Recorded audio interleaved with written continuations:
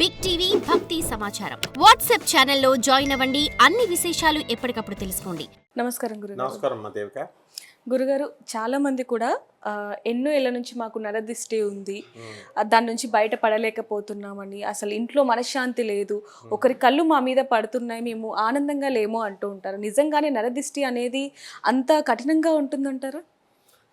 అసలు నరదృష్టి అనేది ఒక సైన్స్ ప్రొఫెసర్గా నేను అది సపోర్ట్ చేయకూడదు. కానీ నరదృష్టి అని అంటే ఏంటంటే ఆ మనిషి యొక్క కన్నుకి, మనిషిలోనే నకారాత్మక సకారాత్మక రెండు శక్తులు ఉంటాయి, పాజిటివ్ అండ్ నెగిటివ్ ఎనర్జీస్. దానివల్ల మన దగ్గర లేనటువంటి వస్తువు ఇతరుల దగ్గర ఉన్నప్పుడు మన ఆటోమేటిక్గా జెలస్నెస్ అనేటటువంటిది ఒకటి ఫీల్ అనేటిది ఆటోమేటిక్గా వచ్చేస్తుంది. మనకి 64 చిత్తవృత్తులు ఉన్నాయి, ప్రొపెన్సిటీస్ అంటాం. అంటే ఎలాగైతే మనకి ఈ మెచ్చుకోవడము, ఆ తర్వాత నవ్వు, దుఃఖము ఇవన్నీ ఎలాగ ఉంటాయో, దానగుణము ఇవన్నీ ఎలాగ ఉంటాయో, ఈర్ష్య అనేది మన బాడీలోనే ఒక తత్వం. అందువలన ఆటోమేటిక్గా అది కొంత మనం సాధన బలం వల్ల, మనం బ్రటప్ మంచిగా ఉండడం వల్ల ఆ ఈర్ష్య అనేటటువంటిది, అసూయ అనేటటువంటిది తగ్గుతుంది. పాండవులకు కూడా ఉంది, కానీ అది ఉండాల్సిన రేంజ్లో ఉందన్నమాట. అందువల్లనే అర్జునుడు కర్ణుడిని మనం తీసుకున్నప్పుడు ఇద్దరు ఒకళ్ళ మీద ఒకళ్ళు అసూయ పడుతున్నట్టుగా ఉంటుంది ధనుర్విద్య. కానీ అసూయ తీవ్ర స్థాయిలోకి వెళ్ళిపోయినప్పుడు దుర్యోధనుడు వాడికి నాశనం అనేటటువంటిది వచ్చింది. ఒకటి నరదృష్టి అనేటటువంటిది ఎస్టాబ్లిష్ అయ్యింది, కంపల్సరీ మనలోనే ఉంటుందని.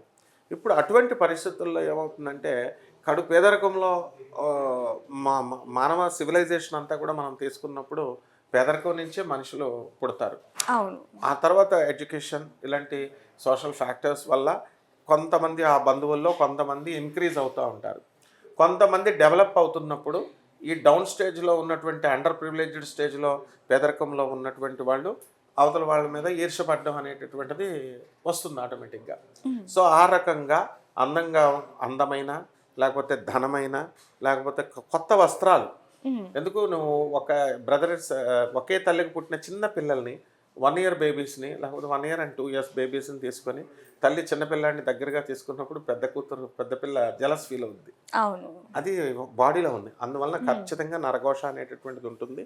ఎవరైతే మన దగ్గర లేదో ఆ బంధువులు, దాయాదులు, ఎక్కువగా ఇదేంటంటే ఫ్రెండ్స్, దాయాదులు అంటే రిలేటివ్స్లోనే ఉంటుందన్నమాట. అందువల్ల వాళ్ళు జలస్నెస్ అనేటటువంటిది ఫీల్ అవుతారు. దానివల్ల నరుని యొక్క దృష్టికి నాపరాయి కూడా పగిలిపోద్ది అంటారు. అందువల్ల నాపరాయి కూడా పగిలిపోతుంది. అందువలన మనము ఈ యొక్క నరదృష్టి పడకుండా మనం రక్షించుకోవాలి. స్వామి వివేకానంద ఏం చెప్తాడంటే, ఒకసారి రామకృష్ణ పరమహంస దగ్గర బేలూరు మఠ్ కలకటాలో ఆయన ఒకడు వాచ్ వదిలేసి వెళ్ళిపోతాడు. వాచ్ వదిలేసి వెళ్ళిపోయినప్పుడు చాలా సీరియస్, చిన్న విషయమే కానీ స్వామి వివేకానంద చాలా సీరియస్గా తీసుకొని, ఎందుకు ఇక్కడ వదిలేశారు, you are giving a chance for the others to rob that watch అని చెప్పి ఆ స్నాచింగ్ జరుగుతుంది అనే ఉద్దేశంతో వాళ్ళు చెప్తారు. అందువల్ల మనము నరఘోష తగలకుండా మనము చూసుకోవాలి. కానీ ఇప్పుడున్నటువంటి కాలంలో అంతా కూడా మనము ఎక్కువగా షో ఆఫ్ ఎక్కువ ఉంటుంది, షోపటప్ ఎక్కువ ఉంటుంది. కాబట్టి మనం ఎక్కువ మన స్థాయి కంటే మించి ఎక్కువ వస్తువులు కొనడము, డాంబికంగా ఉండడము, డ్రెస్అప్ అండ్ చూడండి, చాలామంది బంగారం మొత్తం ఒంటి నిండా బంగారం వేసుకొని గోల్డ్ మ్యాన్ ఒకడు తిరుపతి వెళ్ళాడు స్వామివారి దగ్గరికి.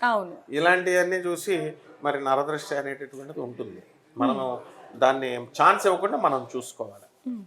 అయితే గురుగారు, చాలా మట్టుకు కూడా ఒకరు ఎదుగుతున్నారు అన్నా, లేకపోతే పనిలో అన్నా, లేకపోతే డబ్బు పరంగా అయినా సరే, ఎదుటి వాళ్ళు చూసే చూపులో కూడా వాళ్ళు నశింప చేస్తారు అనేది ఒక మాట కూడా ఉంది. అవి కలగకుండా ఉండాలంటే అసలు ఎలాంటి జాగ్రత్తలు తీసుకోవాలి అంటారు? డెఫినెట్గా ఇప్పుడు ఒక వైట్ షర్ట్ వేసుకున్నప్పుడు ఒక చిన్న బ్లాక్ స్పాట్ పడితే ఆ స్పాట్ వైపే చూస్తాం, మనం బురద వైపే చూస్తాం, మొత్తం షర్ట్ అంతా చూడం. ఆ విధంగా నరదృష్టి మనకి తగిలినప్పుడు తగలకుండానే మనం ఛాన్స్ తీసుకోవాలి. కానీ తగిలినప్పుడు మనం ఏం చేయాలా, ఈ బూడిద గుమ్మడికాయ ఉంటుంది. ఆ బూడిద గుమ్మడికాయని కూష్మాండ దేవతలు ఉంటారనమాట గుమ్మడికాయల్లో. ఈ గుమ్మడికాయలకి కూష్మాండ దేవతలు ఉంటే వాళ్ళ యొక్క స్పెషల్ లక్షణం ఏంటంటే యజమాని యొక్క శ్రేయస్సును కోరతాయి గుమ్మడికాయలు. అందువల్లనే నవదుర్గల్లో ఒకటి కూష్మాండ దేవత. సో ఆ బూడిద గుమ్మడికాయని మనము దిష్టి తీసి ఇంటి దగ్గర మనం కడతాం. అలాగే ఎండుమిరపకాయలు కానీ, పచ్చిమిరపకాయలు కానీ, పట్టిక కానీ, లేదా మనము ఈ యొక్క జీడులు, నల్ల జీడులు, ఇవన్నీ కూడా మనము దిష్టి తీసి పైన కడతాం. చిన్న పిల్లలకు కూడా నరదృష్టి తగులుతుందని అప్పుడే పుట్టిన పిల్లాడిని అందరూ వరుసలో వస్తారు, చూస్తారు, బాగున్నాడు, లావయ్యాడు, తెల్లగా ఉన్నాడు అని ఇలా దిష్టి పెడుతున్నారు కాబట్టి తల్లి ఏం చేస్తుందంటే చొక్క పెట్టేస్తుంది, నల్ల చొక్క. అవును, అది ఆటోమేటిక్గా వస్తుంది. అలాగే సాయంత్రం అయ్యేసరికి పాపం దిష్టి తీస్తుంది సాంబ్రాణితోనూ, ఈ ఎండుమిరపకాయలతోనూ, ఉప్పుతోనూ, ఇలాంటివన్నీ కూడా దిష్టి తీస్తారు. కాబట్టి ఈ రకంగా మనము ఈ యొక్క దిష్టి ప్రక్రియలు మనం తీసుకోవడం ద్వారా ఉప్పు నీళ్ళతో, ఉప్పుతో, తర్వాత మిరియాలతో, ఉప్పు మిరియాలు కలిపి మనము దిష్టి తీస్తాం. అలాగే ఈ యొక్క రేగుపళ్ళు చూడండి, బోడి రేగుపళ్ళు అంటాం, బోడిపళ్ళు అంటాము. ఆ రేగుపళ్ళు కూడా దిష్టి తీసి పడేస్తాం మనం. సో ఇవన్నీ కూడా మనం దిష్టి తీసేసి ఎవరు తొక్కని చోట వేయాలి. ఈ మధ్యకాలంలో చాలామంది ఏం చేస్తున్నారంటే మీ దిష్టి ట్రాన్స్ఫర్ అయిపోవాలని చెప్పేసి నలుగురు ఉన్న రోడ్లో వేసేయండి అంటున్నారు. చాలా తప్పనమాట. డెఫినెట్గా అవతల వాళ్ళకి అది పాస్ ఆన్ అవుతుంది. ఎందువల్లంటే ఒకసారి ముంబైలో జుహూ బీచ్లో నేను ఒక గురువు గారు వాళ్ళ శిష్యులో 10 మందిని పెట్టి సివిల్ డ్రెస్లోనే ఉన్నాడు. ఆయన ఏదో దిష్టి ఇలా తీస్తున్నాడు, ఏం చేస్తున్నాడు ఈయన అని ఇలా తవ్వుతున్నాడు అనమాట. ఏం చేస్తున్నాడని దగ్గరికి వెళ్ళి చూశాను నేను. చూస్తే దిష్టి తీసి ఆ కొబ్బరికాయని అందులో గోతులో పాతిస్తున్నాడు వాళ్ళ చేత. నేను నా దారిలో నేను వెళ్ళిపోకుండా అక్కడికి వెళ్తే మా గురువుగారు చెప్పారు కూడా వెళ్ళొద్దు అక్కడికి అని. నేను వెళ్ళాను. వెళ్తే వెంటనే ఇమీడియట్ నాకు జ్వరం వచ్చింది. అప్పుడు దాకా బాగున్నా. అంటే దాని నెగిటివ్ ఎనర్జీ, నకారాత్మక శక్తి ఉంటుంది. అందువల్ల మనం ఆ యొక్క తీవ్రత అనేది ఉంటుందమ్మా. నిజంగానే గురుగారు, నరదృష్టి అనేది ఎంత డేంజర్ అనేది కూడా మీరు చెప్పడం జరిగింది. దీని అంటే నరదృష్టి పడకుండా ఏ విధంగా జాగ్రత్తలు తీసుకోవాలి, పడ్డ తర్వాత ఎలాంటి జాగ్రత్తలు తీసుకోవాలనేది మా వాళ్ళందరికీ చాలా చక్కగా వివరించారు. ధన్యవాదాలండి. ధన్యవాదాలమ్మా. For more videos like this, subscribe Big TV channel.